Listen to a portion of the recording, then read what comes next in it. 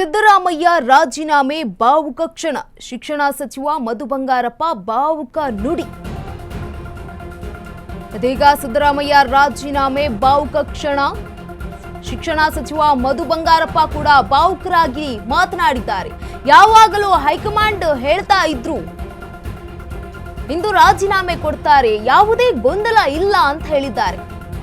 ಸಿದ್ದರಾಮಯ್ಯ ಎಲ್ಲೂ ಹೋಗಲ್ಲ, ಮನೆಯ ಯಜಮಾನರಾಗಿ ಇರ್ತಾರೆ ಅಂತ ಹೇಳಿದ್ದಾರೆ. ಅವರು ಅಪ್ಪನಂತೆ ಸಿದ್ದರಾಮಯ್ಯ ಅವರು ಸಲಹೆ ಕೊಡ್ತಾರೆ ಅಂತ ಹೇಳಿದ್ದಾರೆ.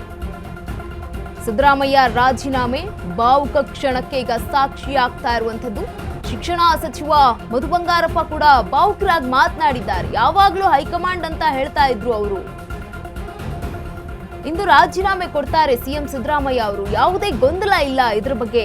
ಸಿದ್ದರಾಮಯ್ಯ ಎಲ್ಲೂ ಹೋಗಲ್ಲ, ಅವರು ಮನೆಯ ಯಜಮಾನರಾಗಿ ಪಕ್ಷದಲ್ಲೇ ಇರ್ತಾರೆ.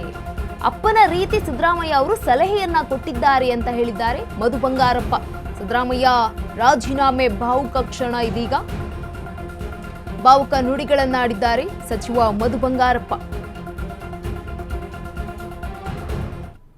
ಸಚಿವರಾದಂತಹ ಮಧು ಬಂಗಾರಪ್ಪ ಅವರಿದ್ದಾರೆ, ಮಾತನಾಡಿಸ್ತೇನೆ ಸರ್. ಅಂತಿಮವಾಗಿ ಒಂದಿಷ್ಟು ಗೊಂದಲ ಇತ್ತು ಅಂತ ಹೇಳಲಾಗ್ತಿತ್ತು, ಎಲ್ಲರೂ ಕೂಡ ಮಾಧ್ಯಮಗಳೇ ಸೃಷ್ಟಿ ಮಾಡಿದ್ದು ಅನ್ನುವಂಥದ್ದಿತ್ತು. ಎಲ್ಲದಕ್ಕೂ ಕೂಡ ಗೊಂದಲಕ್ಕೆ ಬ್ರೇಕ್ ಬಿದ್ದಿದೆ. ಇವತ್ತು ನಿಮ್ಮೆಲ್ಲರೂ ಕೂಡ ಬ್ರೇಕ್ಫಾಸ್ಟಿಗೆ ಕರೆದಿದ್ದು ಏನಂದ್ರು ಸರ್ ಸಿಎಂ? ಏನಿಲ್ಲ, ಯಾವಾಗಲೂ ಕೂಡ ಮಾಧ್ಯಮದವರು ಕೆಲವು ಸತಿ ಜವಾಬ್ದಾರಿಯನ್ನು ನೀವು ಹುಷಾರಾಗಿರ್ಬೇಕಾಗತ್ತೆ. ಯಾಕೆಂದರೆ ಏನಾಗುತ್ತೆ, ನೀವೇ ಹೇಳಿದ್ರಿ ಈಗ ಮಾಧ್ಯಮದಲ್ಲಿ ಗೊಂದಲ ತೋರಿಸಿದ್ರು ಅಂತ ಹೇಳಿ ಎಲ್ಲರೂ ಹೇಳ್ತಾ ಇದ್ರು ಅಂತ.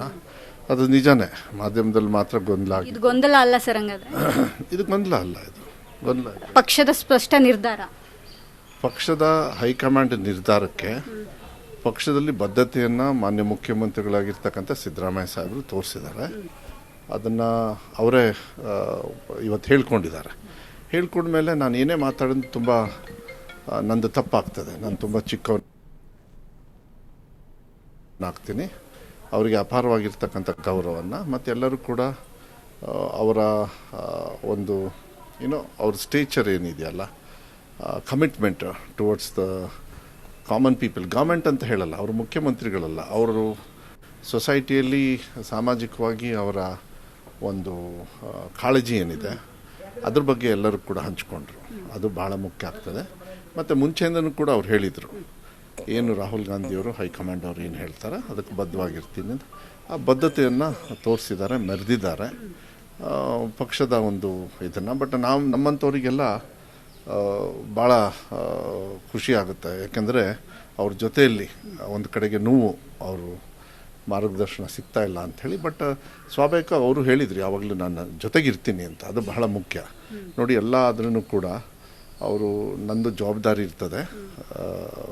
ನೆಕ್ಸ್ಟ್ ಏನು ಯಾರು ಬಂದು ಕೂರ್ತಾರೆ ಅನ್ನೋದು ಒಂದು ಭಾಗ ಆದರೆ, ಇನ್ನೊಂದು ಅದು ನಮ್ಮ ಜವಾಬ್ದಾರಿ ಇರ್ತದೆ. ಈ ರಾಜ್ಯವನ್ನು 8 ವರ್ಷ ಮುಖ್ಯಮಂತ್ರಿಗಳಾಗಿ, ಅದಕ್ಕಿಂತ ಉಪಮುಖ್ಯಮಂತ್ರಿಗಳಾಗಿ ನೋಡಿ. ನಾನು ನಮ್ಮ ತಂದೆಯವರಿದ್ದಾಗ ಶಾಸಕ ಆಗಲಿಲ್ಲ. ನಾನು ಅವರಿಲ್ಲೇ ಇರ್ತಕ್ಕಂಥ ಸಂದರ್ಭದಲ್ಲಿ ನನ್ನನ್ನು ಸಚಿವರು ಮಾಡಿ ಸೇವೆ ಮಾಡ್ತಕ್ಕಂಥ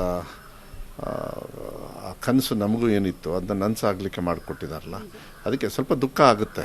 ಅದಕ್ಕೆ ಅದನ್ನ ಜಾಸ್ತಿ ಮಾತಾಡದೇ ಇರೋದು ಒಳ್ಳೆಯದು. ಯಾಕೆಂದರೆ ಮಾತಾಡಿದ ತಕ್ಷಣ ನಾವು ಸ್ವಲ್ಪ ಭಾವುಕರಾಗ್ತೀವಿ.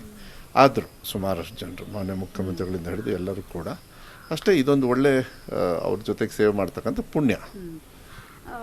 ಅಹಿಂದ ನಾಯಕ ಅವರು ಅನ್ನೋದ್ರಲ್ಲಿ ಎರಡು ಮಾತಿಲ್ಲ. ಅದೆಲ್ಲವನ್ನು ಹೊರತುಪಡಿಸಿ, ರಾಜಕೀಯ ಹೊರತುಪಡಿಸಿ, ಹಿರಿ ಅಣ್ಣನಂತಿದ್ರು, ಯಜಮಾನನಂತಿದ್ರು. ನಿಮ್ಗೆಲ್ಲರಿಗೂ ಕೂಡ ಯಾವುದೇ ವಿಚಾರ ಬಂದರೂ ಮಾರ್ಗದರ್ಶನ ನೀಡೋರು. ಜೊತೆಗೆ ಯಾವುದೇ ಇಲಾಖೆ ಆಗಿರಲಿ, ಅದು ಆ ಇಲಾಖೆ ಈ ಇಲಾಖೆ ಅಂತಿರಲಿಲ್ಲ, ಅಲ್ಲಿ ಏನೇ ಸರಿಪಡಿಸ್ಬೇಕಾಗಿದ್ರು ಅವರೇ ಕೂತು ಸರಿಪಡಿಸೋರು.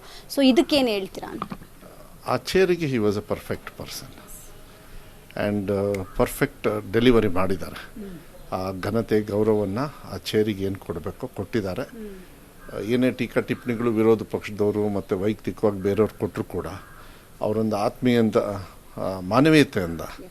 ಮಾನವೀಯತೆಯ ಮೌಲ್ಯವನ್ನು ಕಾಪಾಡ್ತಕ್ಕಂಥದ್ದು ಭಾಳ ದೊಡ್ಡ ಒಂದು ವ್ಯಕ್ತಿತ್ವ ಅಂತ ಹೇಳಿದರೆ ತಪ್ಪಾಗಲಾರ್ದು. ನಾನು ನಮ್ಮ ತಂದೆಯವ್ರಿಗೆ ಹೋಲಿಸ್ಕೊಳ್ತೀನಿ ಅವ್ರನ್ನ. ಯಾಕೆಂದರೆ ಮೋಸ್ಟ್ಲಿ ನಮ್ಮ ತಂದೆಯವರಿದ್ದರೆ ಈ ಥರ ಮಾರ್ಗದರ್ಶನ ಕೊಡ್ತಾಯಿದ್ರು. ಆ ಸ್ಥಾನವನ್ನು ಸಾಮಾಜಿಕ ಚಿಂತನೆಯಲ್ಲಿ ನಮಗೆ ಕೊಟ್ಟಿದ್ದಾರೆ ಅಂತ ಹೇಳ್ಬೋದು. ಅಷ್ಟೇ ಸಾಕಮ್ಮ ನಾಯಕತ್ವ ಸರ್. ಡಿ ಕೆ ಶಿವಕುಮಾರ್ ಅವರು ಇನ್ನು ಮುಂದೆ ಸಿಎಂ. ಅದು ಏನು ಹೈಕಮಾಂಡ್ ಅವರು ಏನು ತೀರ್ಮಾನ ಮಾಡ್ತಾರೆ ಅದು ಮುಂಚೆಯಿಂದನೂ ಕೂಡ ನಿಮಗೆಲ್ಲ ಗೊತ್ತಿದೆ. ಇದೆಲ್ಲದೂ ಕೂಡ ನಾನು ಯಾವುದಕ್ಕೂ ಅಷ್ಟೊಂದು ವೈಯಕ್ತಿಕವಾಗಿ ನಾನು ಯಾವುದಕ್ಕೂ ಚರ್ಚೆ ಮಾಡೋದಿಲ್ಲ. ನಾನು ಕೊಟ್ಟಿರ್ತಕ್ಕಂಥದ್ದು ಕೆಲಸವನ್ನು ಮಾಡಿ ಅಂತ ಹೇಳಿ, ಅದಕ್ಕೆ ಏನು ಹೈಕಮಾಂಡ್ ತೀರ್ಮಾನ ಮಾಡುತ್ತೆ ಅದಕ್ಕೆ ಬದ್ಧತೆ ಇರ್ತೇವೆ. Thank you so much.